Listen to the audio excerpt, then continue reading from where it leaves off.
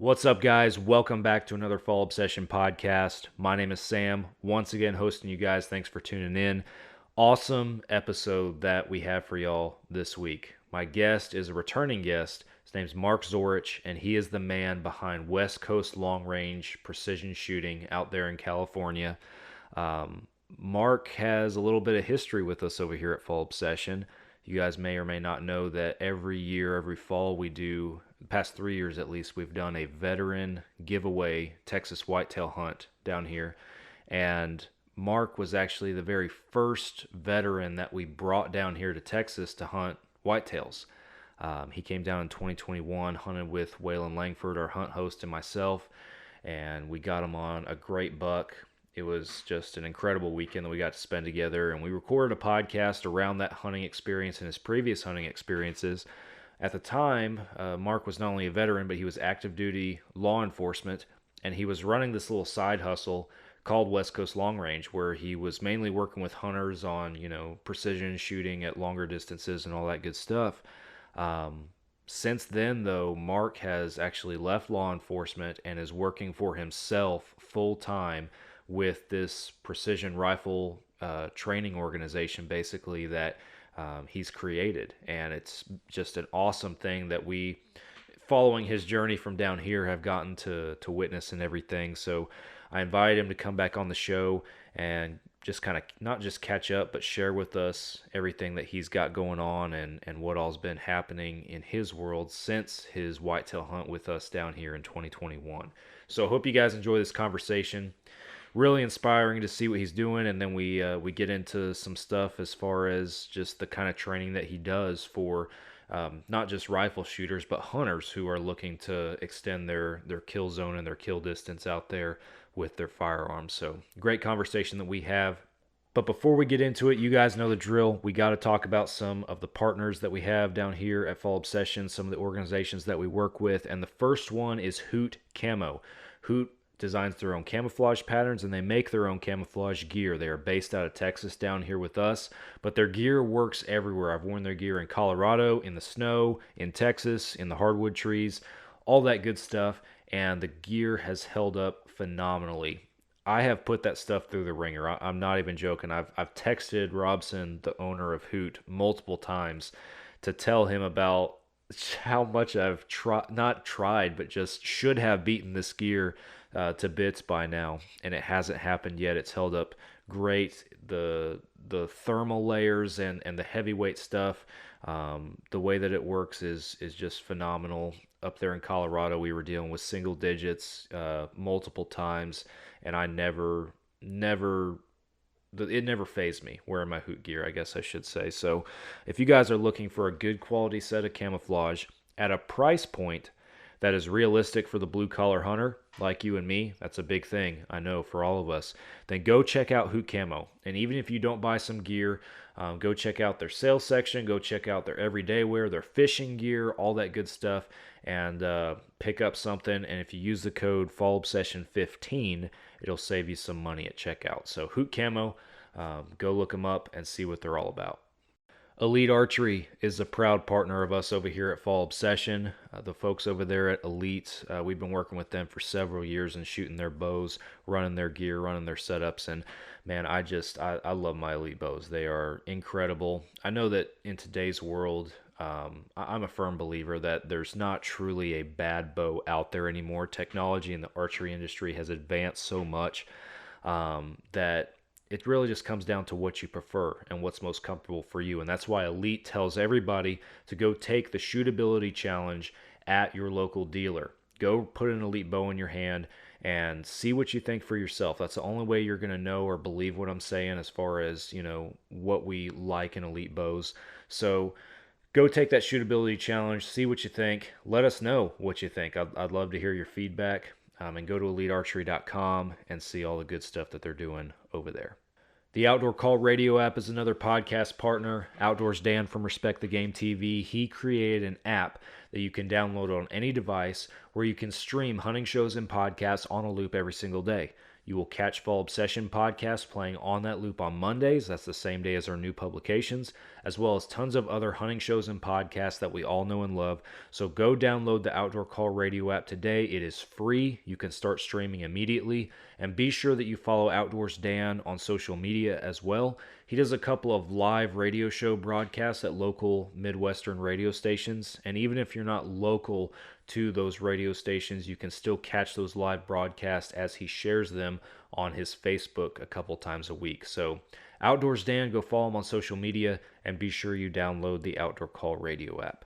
Finally, Ridge Rock Hunt Company is another podcast partner. Derek Eves over there in Mississippi, he books hunts with vetted and trusted outfitters across the country. So if you're looking to book that next adventure, that once-in-a-lifetime hunt perhaps that you've been saving up for, give Derek a call. He will work with you on the timeline, the licensing, the location, price, all that good stuff, and figure out what fits your needs and what exactly you're looking for. So Ridge Rock Hunt Company, Derek Eves is the man. Go check them out on their website and on social media. Last but not least, I always appreciate you guys supporting us over here at Fall Obsession. So if you haven't already, be sure that you go to all the major social media platforms and follow Fall Obsession. We post daily on there with multiple different avenues of hunting and outdoor content.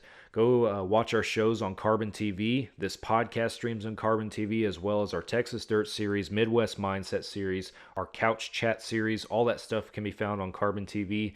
And if you want to see all the great stuff that we are doing over here at Fall Obsession and find even more content from us, you can go to fallobsession.com. Everything filters through there. Go pick you up some swag too. We got some awesome designs for t-shirts and hats right there on the website.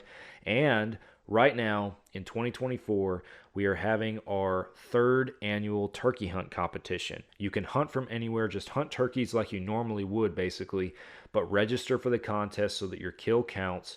And you guys can win cash, you can win prizes, you can win memberships. We're raffling off a hog hunt. We got all sorts of great stuff going on with this turkey hunt competition. So go to fallobsession.com. It's all over the website, and you guys will be able to find it easily from there. All right, I'm going to turn it over now to our episode with Mark. Hope you guys enjoy this conversation. You are listening to another Fall Obsession podcast. Oh, you got her, dude. She's down. Let's go. Dude, I just shot a deer of a lifetime. Freaking smoked him. One with nature, and if you're a believer, one with God. Definitely gets your heart pumping. Boy, you are in trouble. Fall Obsession Podcast. What's happening, everybody? Welcome back to another Fall Obsession podcast. I'm Sam, hosting you guys, and my guest this week is a returning guest to our show from California, Mr. Mark Zorich. Welcome back to the show, man. Yeah, thanks for having me. Super excited to talk with you again and be on. Absolutely. So for our listeners that may not know, hopefully you guys have seen that at Fall Obsession we do a veteran hunt down here in Texas every year. And Mark was actually our very first veteran hunter that we got to bring down here in 2021. Got you down here, do a little Texas whitetail hunting with Waylon, got you on a deer, and yeah, had a great time. We podcasted about it a little bit after the fact, and that was the last time you were on the show. But yeah, it seems like it was just yesterday and a long time ago at the same time, man. But it's good to be catching back up with you. It does, and I actually I won't say just got the deer back, but I think I've had the mount back for like 4 months now. So like it was like a really good reminder. It's sitting between two axis deer right now. So that's awesome. How did I'm curious because I haven't heard. How did it ship from Texas to California? Dude, Waylon did like a pretty crazy pack job. So I was curious about how it was going to be, like if it was going to be in like a wood box or whatnot. But I think I remember it was in like a water heater box. And then like, you want to talk about a mess of packing peanuts. It was he had the antlers wrapped up really well. And then the whole entire box was filled with packing peanuts. Wow. So it was like a little bit of a mess. And then I stupidly put the box of packing peanuts outside and I was shooting it with my 22 for a little bit, zeroing one of my 22s, and then the wind kicked up, and then we had packing peanuts on my property for like 3 weeks after that. Well, the price you pay, I guess. I don't know. It was good. I mean, it got here safe, and like the memories of the hunt are the most important thing because it was such a great hunt. But like getting to look up on the wall every night and see it, and my little daughter loves looking at all the deer, and she's got stories about where I shot them in the mountains and everything. So That's awesome. Very cool, man. Well, one of the things I wanted to dive in with you during this episode and not just, catch up and reconnect, but you've had a little bit of a career change since we had you down here in Texas a few years ago and had you on the show last time.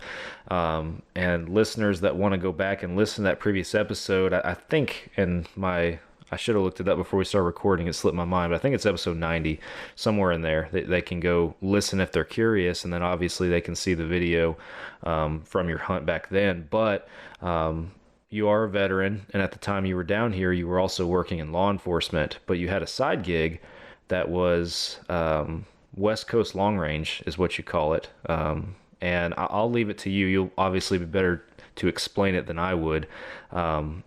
But you've since transitioned full-time into this. So start us off and tell us what this organization or this company is that you've started.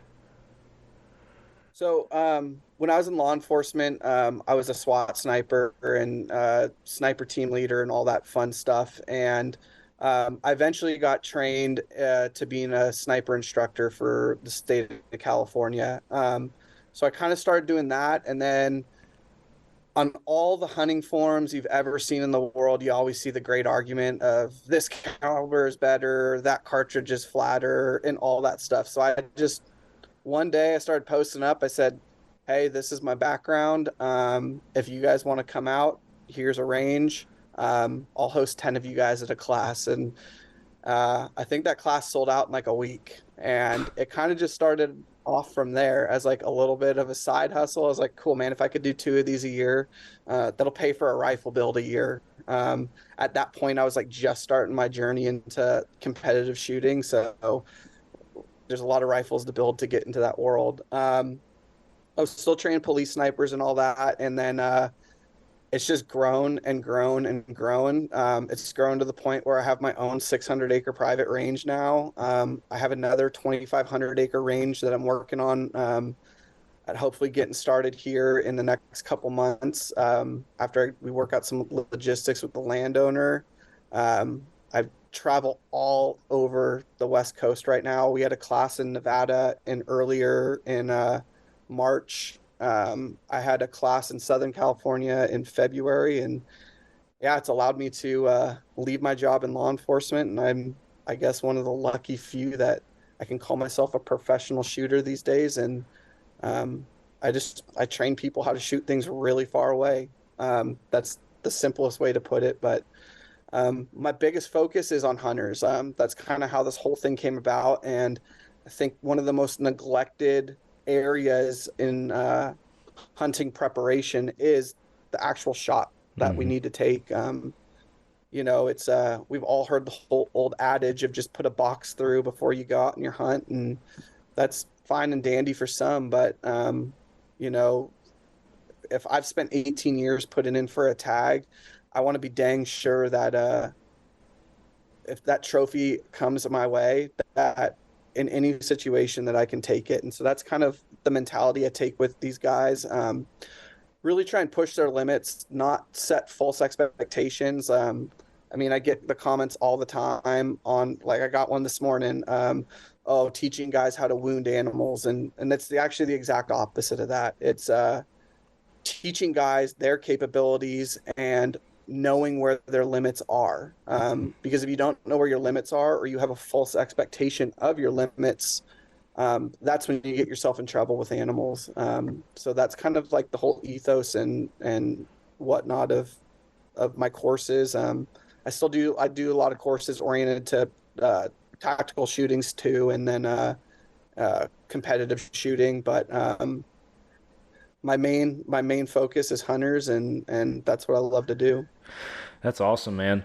I so I'm a bow guy, as you might remember. Yeah. But kind of the mindset behind, because I recently, it was years back now, but got into like long range shooting with a bow, for what would be considered long archery ranges, and there's tons of reps and preparation and stuff that goes into that. It makes total sense to me. I've never myself been I wouldn't call myself a super great long range rifle shooter personally, but it always just it never hit my mind at how much preparation should go into that too, until last year. I went to eastern Colorado on a mule deer hunt with a bow. Was successful, but it's rifle country that we're hunting in, and I'm hunting with our Western coordinator out there, who is a very experienced rifle hunter. And you ride around in a truck and you hunt with somebody for a week, you have plenty of conversations, and one of the things that he talked about multiple times was how much preparation he does behind a rifle to prepare for rifle hunting out there, for these 500-600 yard shots that he's taking out there. I'm sure you're even practicing and teaching much farther than that, even maybe. But I get guys out further, but like I don't really. Everyone is individually a little bit different, Like I tell people this, like my capabilities and your capabilities are two different things. So I try for my hunting classes, like I really try and keep ranges inside of 800, because I just don't really, there's so much that can happen. right. 800 plus, but like a 10, 15 years ago, 400 yards on an animal was a pretty far shot. And just with the advancements of rifles, metallurgy and barrels, aerodynamics and projectiles and everything, 500 or 600 yards is a very ethical shot in my mind these days, with someone who has taken the time to understand what goes into it. It's not just a point and shoot type thing. There's a lot of calculation that goes into it. You got to have an understanding of your wind. You got to have a really good understanding of your ballistics. Obviously, you got to know how your scope works. The biggest thing I see in my classes is guys think the knobs on their scope are only to zero their rifle, but they're not just there to zero your rifle. They're there to add elevation into your scope so you can hold dead center. And there's just a whole bunch of things that you got to put the puzzle pieces together while managing a whole bunch of stress under seeing that animal that's in front of you. And it's awesome to watch guys make it happen and have those like puzzle pieces click in classes. Like, man, I wish I'd known this. Like, I hear story after story of, oh, this deer was right here and I just didn't think I could get it. And after their class, they're like, I could go get that deer. I had a student last year, took 2 of my classes with me actually. And so he had a pretty good understanding of everything. They went out to Montana with a group of 5, and he was like, dude, the shortest shot we could get in the whole weekend was 500 yards. None of my guys knew how to do anything, but I coached them all onto, like, these were big deer. Like, we're not talking like 180 class deer, but like 150s, 160 deer that's a good sized deer for public land. Oh yeah. And he's like, yeah, I coached 4 of the 5 onto these deer at 500 plus yards, and we were able to just one shot, one kill everything. I was like, dude, that's what it's all about, man. Like, he thought through the process. And then I think having that also that advantage of him teaching it is now making him to have a deeper understanding of it. And it was awesome for him to give me that story. And he sent me a bunch of pictures too. And man, I was jealous of the deer that they shot. So that's awesome. Awesome to have people going out there and getting it done after, spending the time out there with you. That's really cool. So what you mentioned that you have, I think you said a 600 yard private range that you host some of your classes and do some of your stuff out. I don't want you to, I don't know if they're secrets or not, but what's the process? There's no secret. Okay. What's the process in trying to find the right place for a range like what you're trying to set up? Um, so I think for what I want to do and have it be more like for hunters, because again, that's my focus is hunters. Because I think hunters need the practice, and two, I think hunters are the gateway into the competitive side of shooting that I get. Like, I want to build that aspect of our sport. So my range is really, really cool. My whole entire range is rolling hills, and they're not like we're not talking small hills here. Like, we're talking like pretty decent sized hills. So like we're shooting from the tops of hills, we're shooting from down hills, up hills, and then you get really good wind currents going through the hills, and it really can mimic some good hunting type scenarios, probably very similar to what you were hunting for that mule deer in Colorado. If anyone's hunted in southern Wyoming for antelope, very similar to terrain to that. So it worked out really well. I have this property up in Nevada that I actually shot a couple competitions at it. And I was just like, man, this is like epic. This is like everything is up in the ridge lines. Everything is like super high angle. Like we're talking like 400 or 500 yards from tops of ridges. Like we're shooting down like this. Oh, wow. There's pictures on my Instagram page of it, and true Western style hunting. You know, you go to Idaho, Colorado, Montana, you get up in Sawtooth Mountains in Idaho. Those are some steep mountains. And it's just great realistic training minus not having the animals there. So I think that's kind of like what makes the ranges that I'm using good. They're not like we would call them a flat range or a box range. You know, everyone knows the laid out firing line. Everything's flat, and you just have your targets stacked up.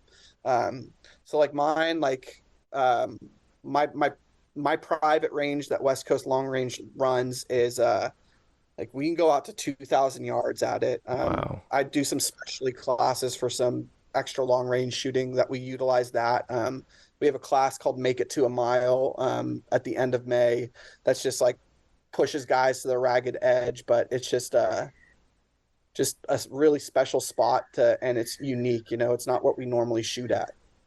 That's crazy. What kind of, and I mean, I'm just curious because, you know, we talked about, or you mentioned, you know, what you would consider ethical distances to shoot on, but what kind of people or what background are they coming from where they're wanting to come out there and make it to a mile? Because that's a crazy shot, man. It is a crazy shot. Generally it's not so much I mean, I have hunters that do it, but they're not doing that in any. I don't want to get it like misconstrued that these guys are going to go pop an animal Right. at the mile. It's generally guys who've taken a class with me and they just want to see how far you can push it. You know, there's a lot of things that happen at that distance. I mean, for a lot of bullets, you have a several second flight time between it when it leaves the muzzle till it hits the target. So there's a ton of wind variables you got to calculate for. There's a thing called spin drift because obviously bullets are spinning, so gravity starts to pulls it. Depending on which way the wind is blowing, there's a phenomenon called aerodynamic jump, which if you have a right-hand twist barrel, which most barrels are right-hand twist, and the wind is blowing into that spin, it starts raising the bullet up versus, and if it's spinning right and it's blowing over it, it pushes it down. So it's just, there's all sorts of stuff that you got to start calculating for. And I don't want to say it's luck. I mean, some of the guys are making this shot on luck, but it's really making guys delve a little bit deeper into the process of things and take a hard look at what the atmosphere is doing around them to make a good shot. It's just a fun class. A lot of laughs. I mean, I think my last class, to be completely honest with you, only 3 people made it to the actual mile. I was one of them.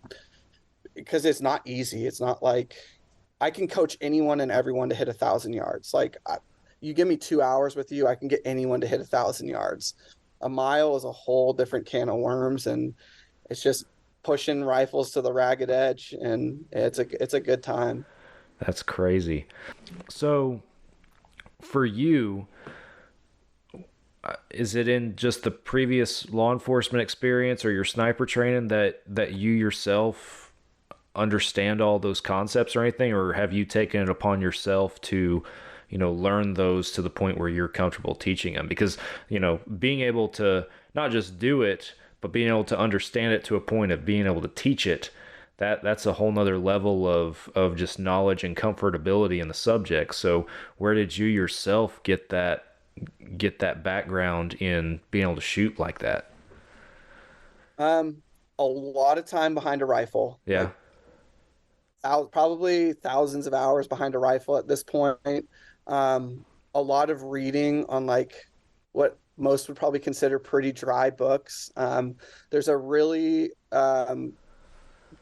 they're essentially a data company. They're called Applied Ballistics, but the head guy, his name is Brian Litz, and he's a former rocket engineer. He literally designed the nose cones of rockets to be for aerodynamics and all that. But now he's a world champion competitive shooter. So he does all these books on all these topics, and it's very scientifically based. Like, here's the hypothesis, here's what we expect, here's what we saw conclusion. So he's got a bunch of volumes of books like that. Spending a lot of time within the community, at competitions, talking to shooters that are better than me.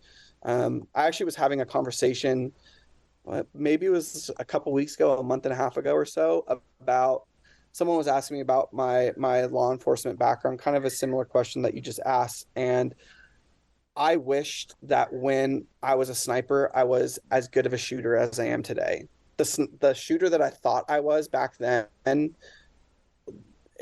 I was like an amateur back then to where I am right now. It's just, yeah, I just tons and tons of time behind the gun, analyzing, figuring out why things are doing what they are. Just a quick example. Last season, I was having a little bit of bout of target panic, as I'm sure you've experienced being a bow hunter. Yeah. And it was only in one situation. It was shooting off tripods, and I was having it, and it wasn't normal for me to have it. And I literally sat at my house for a week doing dry fire over and over and over again, thinking about what am I doing that's inducing this? Because it wasn't a normal thing for me. And what I eventually deducted it to was I caught myself holding my breath. But it took a week of analyzing everything, and then something just clicked. I'm like, dude, you're holding your breath, and it instantly fixed it. I'm like, man, I feel like a dummy. But yeah, it's like being a bow shooter, it's just you spend a ton of time behind your bow, making those anchor points the same every time, analyzing how your arrows are flying. Like I'm sure you shoot through paper quite a bit to look how your arrows are going through paper. I'm sure you don't just shoot in good weather conditions. You go out and shoot in wind. And it's just the sum of a 14-year career behind a rifle now is what has given me this knowledge. That's awesome, man. So with your classes, how many is it mostly relatively local people that are coming to take them, or is the word getting out and you're seeing people from a little bit farther out coming and joining in? Mm-hmm. So it definitely started local because it was one of the local hunting forums, and now it is from all over. I routinely get guys from Oregon because Oregon's about an 8-hour drive. My last class that I had in Reno, I had half the class was guys from Idaho. Really, I haven't had anyone from like the true East Coast yet, but I think furthest we got, I had a class last fall. I had a couple guys from Denver fly in for that one. So we're kind of getting all over the place, which is super cool. Like, it's cool that they entrust my knowledge enough that they're willing to travel to come out and shoot with me and listen to what I have to say. That's awesome. You mentioned too, toward the beginning, that you're moving around and going here, going there, for various things as well. Are other people bringing you to their ranges to teach as well right now, or are you traveling for other things? Both. Both. So yeah, I'm going to end up doing a private class in Idaho or later this year. I'm doing a private class in Southern California with the guys that set up this whole brand new range down there. They want to do like a little introductory class, and I've done some classes out up north a little bit. So it's a little bit of everything, but I generally try and encourage guys to come out to my range or one of my classes, because it's like I've vetted the range. You know, I know the range, I know where all the targets are, I know we have stuff right. Um, and you know, I'm not gonna run a subpar class or anything like that. So like I have shown up to like a private class where guys are like, oh yeah, we got this and this, and we get there and it's like, you know, they don't know what they don't know, you know, and it's Right. like, hey man, it's this isn't going to be conducive to training, because it's either your targets are so small that they're like you're going to induce failure for no reason, or your targets are just so big that you know you can't miss them. I saw a picture a couple months ago about it was at some course. It was like in like Montana or Idaho or something, and they were bragging about their shooters getting to 1,000 yards, which again, 1,000 yards is a great target, and it's still a hard shot. But the size of the target that they had was literally the size of a garage door, and I'm like, oh, that's not saying a whole bunch, because you don't really have to calculate for anything. Just for reference, the 1,000 yard target I have at my range is 14 inches wide by 18 inches tall. Um, so there's a Gotcha. little bit of a comparison there. And I can generally get 99% of my shooters on that target. But yeah, so I try and encourage guys to come out to my range or a range that I know, but I will travel. I'm happy to travel. I'm happy to have done some consulting work with guys that are building ranges, like commercial ranges. That's been pretty cool to be a part of, because I love setting up ranges. Like I like setting up firing lines and everything. It's cool. It's cool to do, and it's fun to see how guys will utilize all that stuff. So That's awesome. Equipment. So for somebody coming to take your class who wants to learn more about shooting long range but might not be super comfortable even, you know, at 500 plus yet, what's the expectation on them showing up as far as what they should be equipped with as far as a firearm goes? Or do you offer, like, you know, hey, come out, we're going to work on fundamentals, I have a, you know, once we start stretching out, you can use this firearm, or, you know, how does that work for you? so I do a little bit of both, but I generally encourage guys to bring what they have. Yeah. I mean, I keep saying this. I think I've seen it all, but then I had a guy come out with an M1 Garand the other day with like the craziest setup I've ever seen. The scope was literally mounted like this far from his face, and man, we got him all the way out to like 650 yards with that thing. Literally the most unideal setup that you could have. But I'm kind of a gear minimalist. Like the sport I participate in is called the Precision Rifle Series, and we're well known within the long range community of being there's a bad term for it that I don't want to use, but like we typically have too much gear. Yeah. So I've always been kind of a minimalist. It comes into my sniper background. I personally didn't want to be carrying 100 pounds worth of gear on me and needing to be mobile. So like, and I'd rather someone show up with what they have as well, because I want them to learn how to utilize their gear to the best of their ability, whether it's a cheaper setup that might not be the most ideal thing in the world, or it's a $10,000 setup that they don't need to do anything with. I get the question all the time is, should I buy this scope before your class, or should I buy this rifle before your class? And it's hard for me to say no, because the guy in us, we all want more toys, right? Right. But if you don't know, why buy something new? Because you might take the class and discover that you want something completely different. Or like I just recently had a shooter who thought he wanted to get, it's called ELR, extended long range shooting, so a mile plus. He thought that was the avenue that he wanted to get in, so he bought all this gear for it. And then he came out and shot one of our local PRS matches, Precision Rifle Series matches, which is generally 1,000 yards and in, but it's like multiple positions and multiple targets and everything. And he's like, oh, I like this way better. Well, he just spent a whole bunch of money on all this other stuff that he's not really going to use. So I'm more of a run what you run what you brung type guy.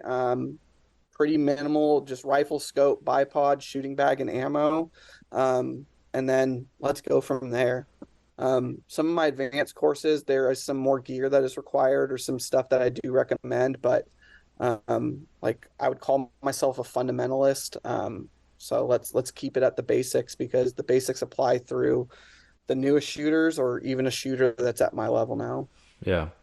I imagine for those who are truly interested and becoming passionate about it too, even if they show up with a more simple setup, it's not probably too long before they're upgrading and buying something else after taking a class or, starting to get into it in the first place. So that's cool. Yeah, and yeah, and at least at that point they have an idea. So it's not like money, they're not wasting money. I'm big on buy once, cry once, like I don't want to see a guy buy a $2,000 rifle and then he decides he wants to get into the competition scene and then he buys a $4,000 rifle. Well, now he's in that $4,000 rifle for $6,000 and he has a rifle that he's not going to use anymore. So yeah, yeah, gear's awesome. I love it. I have a lot of it. But yeah, there's no sense in buying a whole lot of it if you don't know. For sure. So you mentioned also that you've gotten into some of the competitive shooting and stuff like that. And actually, it was funny. I chuckled because when we were setting up this podcast and texting back and forth, you actually even mentioned, getting to shoot with Christy Titus and some folks like that before who was on our show previously. But what's the competition game look like for you right now and how often are you getting into that? So I'll probably shoot upwards of like 40 plus matches this year. Wow. I also run matches. I'm an affiliate for the PRS in the Southwest region. So we'll run 14 matches at my range this year. But yeah, I travel. If I don't have a class that weekend, I'm traveling. So I've shot that's technically my second like national level match last weekend. And I got robbed of second place for it, so I'm a little upset about that. But yeah, I mean, I'll travel all over. Like I've already been to Arizona this year. I'll be in Oregon next month. Be in Wyoming the month after that. I'll be in Missouri at some point, probably Pennsylvania. Travel quite a bit. So like, I think it's unfortunate that like competitive scores validate an instructor because I know a lot of great instructors who aren't competitors, but it's kind of almost like a must do at this point because there's this big saying in my industry of vetting your instructors. Well, how do you actually vet an instructor? Like I know plenty of guys that are like tier 1 special operations that were snipers that are terrible shooters. Like I said, like the shooter I am now to the shooter I was when I was a sniper are two different people. So like, how do you vet your instructors? Because, cool. Like the guy says he's a sniper, but I know a lot of snipers that are terrible shooters. So the second way you do that is match results because match results don't lie, especially when you're competing against the best in the nation. So yeah, I think it's looking pretty good this season. I haven't taken a top step on a podium, like the top step of a podium yet at a national level match. So that's like my big goal this year. I've come really close a whole bunch of times, but it's not easy to do when you're shooting events against the best people in the world. So yeah, no, for sure. I would imagine not. I can't speak from experience on that one, obviously, but having been competitive in archery previously, it's a big deal if you can get up there. So yeah, same as archery. I use archery references actually all the time in my classes because while they're on completely different ends of the spectrum, like as far as like point blank looking at hunting, like practice and like analogies, they're the exact same. Like so, yeah, it's a good way to show that you're relevant and you know what you're talking about. That's awesome. So, I know when you were down here hunting with us, and then when we recorded that other podcast, we had talked about, just the hunting opportunities that you had in your life previously. Do you get to hunt anymore? or are you busy teaching other hunters stuff? Last season was probably the least amount I've hunted. So I always save opening weekend for my general tag, that I get in California. Um, and we got up there and the state had, unbeknownst to us, closed 200,000 acres of public land. Oh wow. Didn't say anything. So that kind of blew my hunting season, because I'd pulled a really good tag in California the season before that. So like I knew I wasn't going to pull any like great deer unit that year. So I just set aside that one weekend to go hunt. But last year, yeah, I was like, because last year was my first full year into the business. So I was like, all right, I got to pour everything into it. This year, I will probably pull a decent tag in California. I have a really cool opportunity for access deer in Hawaii this year. I've hunted there a couple times, but I found a property owner who will let me go over there and shoot as many as I want. Wow. So he's like, dude, I have no problem. I think you'll shoot 10 deer in a day. Holy cow. So yeah, I'm gonna bring a whole. So two of my buddies who I shoot with competitively, who are actually way better shooters than me. One of them is like the number 4 ranked shooter in the U.S. right now. They're gonna go over, and they've never hunted before. So I'm like, dude, this is gonna be the perfect first hunt for them. Like 3 professional shooters going over there and just doing like some, like it's a deprivation hunt at this point because they're destroying everything over there. And so we're gonna do that. And then 2025, I'm going to the North Slope to go hunt caribou with one of my buddies. So I got a couple good hunts planned, and then my typical local hunts. So That's awesome, man. I'm jealous on that caribou. That's my number one bucket list hunt. I'm gonna do that at some point in my life. other than a sheep hunt, that is my number one bucket list hunt. So yeah, I've been looking at all the outfitters and the airboats and whatnot for so long, and I have a buddy who I drag hunting with me, and I kill him hiking up hills, and he says he hates hunting, and then wants to do it again when we're done. I convinced him to go. I was like, so we're taking an airboat 60 miles up a river, and they're going to drop us off for 10 days, and Wow. cool thing is the unit that we're hunting, Alaska just upped the tags for it, for non-residents to 2 bulls, for this season and next season. So it'll be cool to get an opportunity to get 2 up there. So it's like maybe shoot, like you don't have to worry about the first one being an absolute trophy, get on the board and then wait out for that second great white that everyone wants. That's awesome, man. Wow, that's incredible.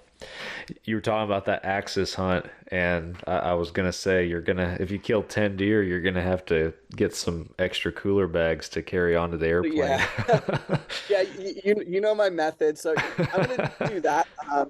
But the one of the unfortunate things with Maui is, much like Texas, the entire island is private land at this point. And while there's some amazing hunting over there, most of the locals are priced out of it. So I'll probably keep 2 or 3 of the deer, to be honest. And I'm on it's like a Maui Sportsman's page.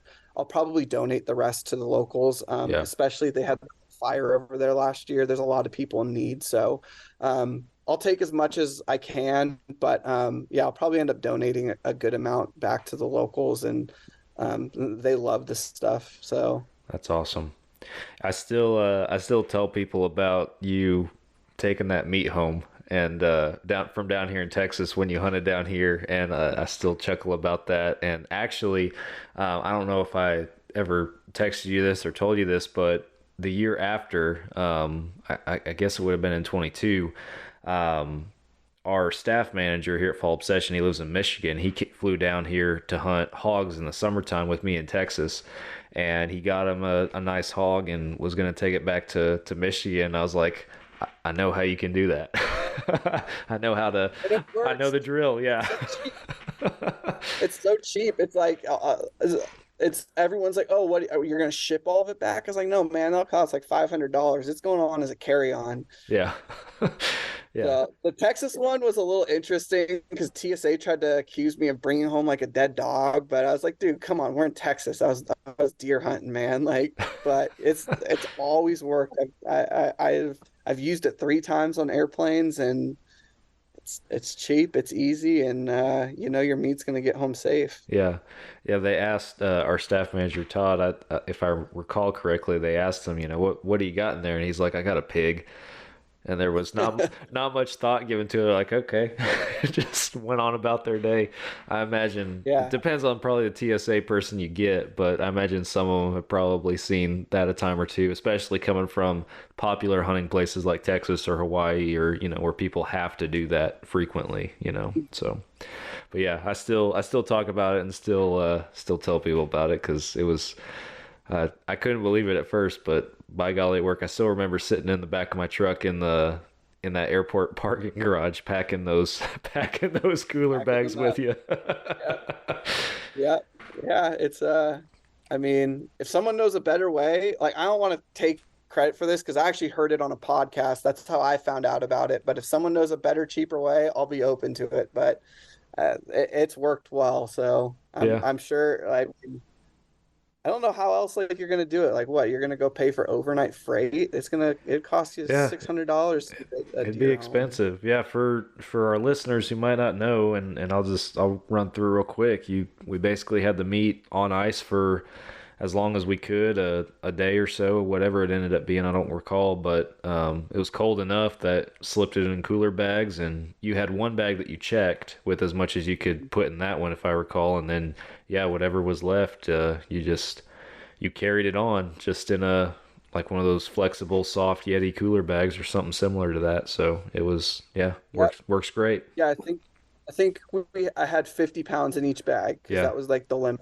I had one I think I carried on that was like 60, and then checked one that was 50, and then well, I checked two that were 50, but I had to pay for one extra. And United made me pay for one, but yeah, it works great, and I mean I do stuff like this all the time now, like, trying to get rifles across the country. Like I fly with rifles like almost once a month at this point. So you get creative with ways to like slim down what you need because especially hunting, like, you're hauling a whole lot of gear with you. You're hauling all your optics, all your hunting clothes, an extra pair of boots, a rifle or a bow, it can add up real quick. Like it's crazy watching like some of those film crews to where they're going. Like they got so much stuff and Yeah. plus all their hunting. Have So have you yeah, ever have you ever had an issue at like flying frequently with gear or rifles or that kind of stuff? Have you ever had an issue with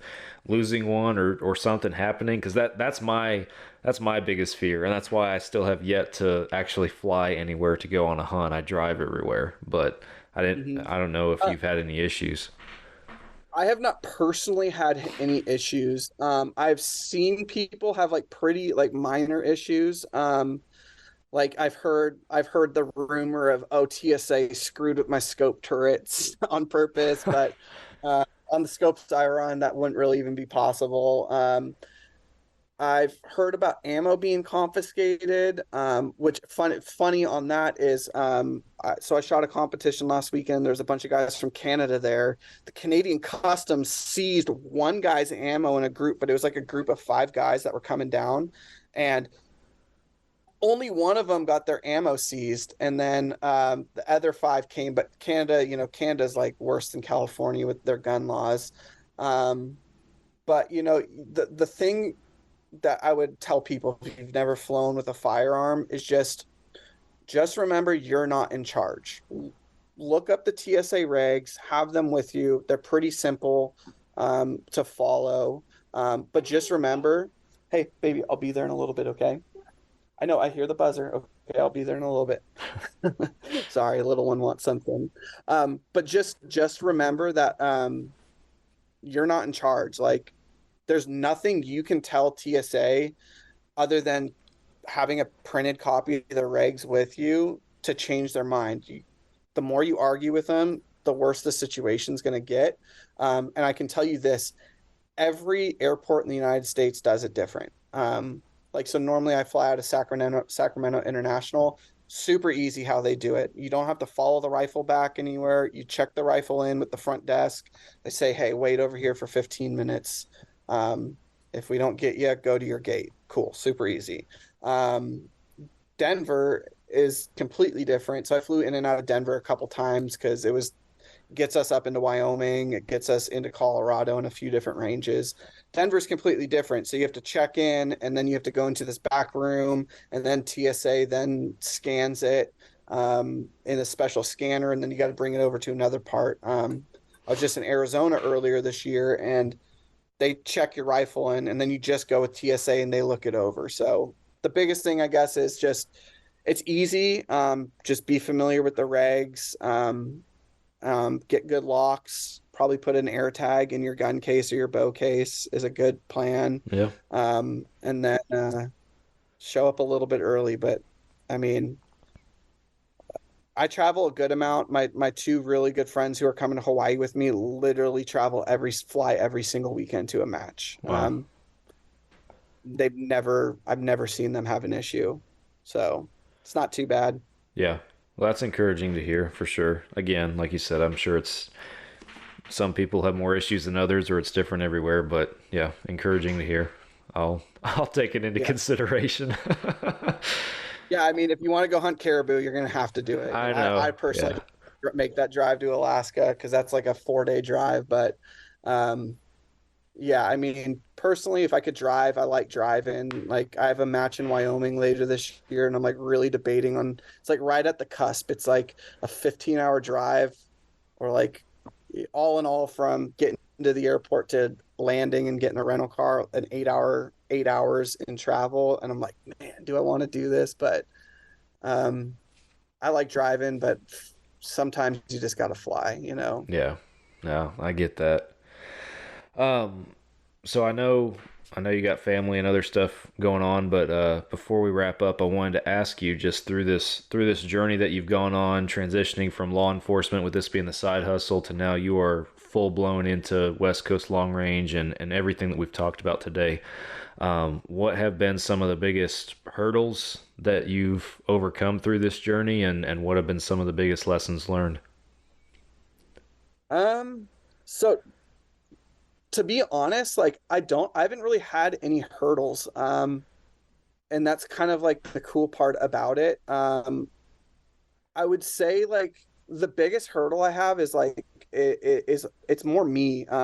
It's just like self-doubt, you know, and like reassuring yourself. Like I am my hardest critic. And obviously people in my world, they all have their little quips and qualms and whatnot. And like, you know, people talk like some people think that this person should be an instructor. Some people think this person shouldn't be an instructor. And so it's just keeping stuff like that out of your head. That's probably been like the biggest struggle. But other than that, like just learning everything about like operating a business, like all the tax stuff is like, that's hard.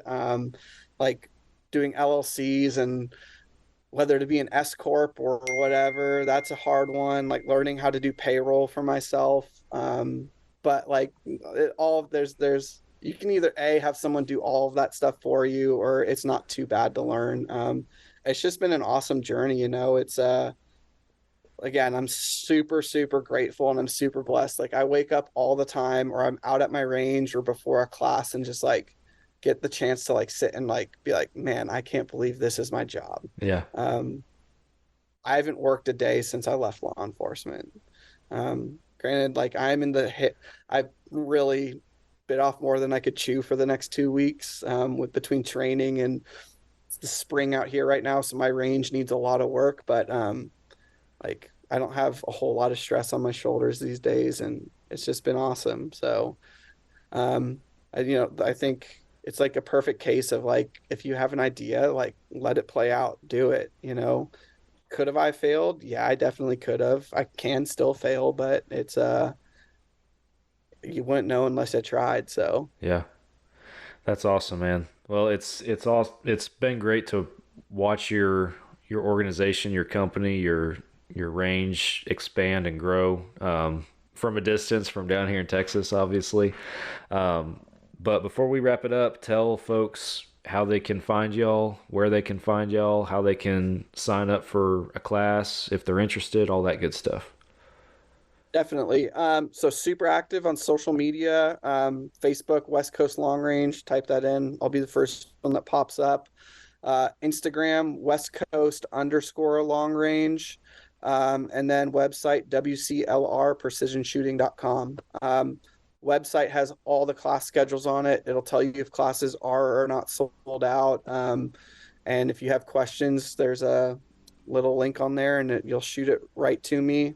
I generally try and email or call. I just think a call is always more personable, and I'm always happy to talk guns. If you're watching this and you just have a question, I'll talk guns with you as long as you want to talk guns. So I'm happy to give advice, happy to help you troubleshoot, whatever you need. Like I said, my biggest thing is just growing this community and growing this sport. And I just want people to be better shooters. One shot, one kill. That was our mentality as a sniper, but I think it's even more of a mentality with animals. We want that ethical, pain-free harvest of that animal, not just because we're compassionate hunters, but also it makes our meat taste better. So yeah, absolutely.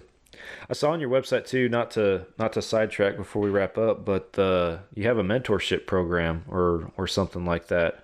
Just real quick, I do. Give us the nuts and bolts of that. So I really keep it pretty. It's a very unique program, as it's not the same for every shooter. I don't want to say like this is my unique idea. Like the concept came from another instructor, but like every shooter's journey is different. We all have different goals, and having a mentor there to keep you accountable and keep you on track of those goals, I think is really big in the shooting community, but it's not something that is super prevalent. Like I wish I had a mentor. Like it was really big in the sniper community and the sniper teams, like having mentors. And I just think it's something that's needed in the shooting community.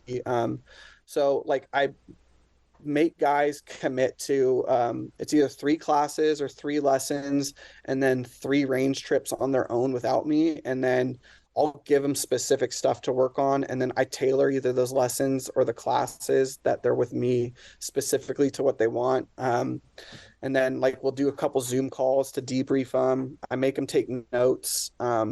Really, it's a way for them to like buy into the sport. They're going to spend a considerable amount of time getting to complete the program with me. So, I'm hoping that time that they spend developing as a shooter, when they're done, it takes about a year to do, allows them to be fully vested in the sport after, and they're not just going to show up to one match or one class and be done with it. We have a lifelong shooter after that. So I had 2 guys do it with me last year. I have 3 guys in the pipeline this year, and I'll probably keep it at that because I don't want to just be, I'm not running a shooting mill here. Like I'm here to train guys and really get them to shoot well and spend time with them doing it. So I'm going to keep it kind of small, but yeah, it's just something different, versus a weekend with me and then it's done. Get guys fully vested into the sport. Yeah, absolutely. That's awesome, man. Well, really appreciate you taking some time and coming on the show again. Good to catch up with you and hear about the journey and the adventure that it's been and all the good things you guys are doing and everywhere you're going. So thanks for coming on the show again. Yeah, definitely. I'll be out in Texas here one of these days. I got a match I'm going to shoot out there next year, and I got a lot of people asking for classes out there. So when I get a class out there, your name's on the list. So, well, yeah, hit us up, and yeah, we'd love to connect again while you're down here, and likewise if I'm ever up in the. I don't really venture toward California too often these days, but if I ever do, I'll hit you up. Hey, we got some really good bear hunting. If you got bear on your list, this is one of the best states for bear hunting. But other than that, probably stay away if you like your constitutional rights. So. We'll end on that note. Yeah, but well, thank you again, man. Appreciate it. Yeah, thanks, Sam. Well, for our listeners, thanks for tuning in. Be sure that you guys go check out West Coast Long Range, follow their socials, and whatever platform you're listening to this podcast on, be sure you are subscribed and those notifications are turned on if possible. And with that, I will catch you guys again next week for another podcast, and I'll see you then.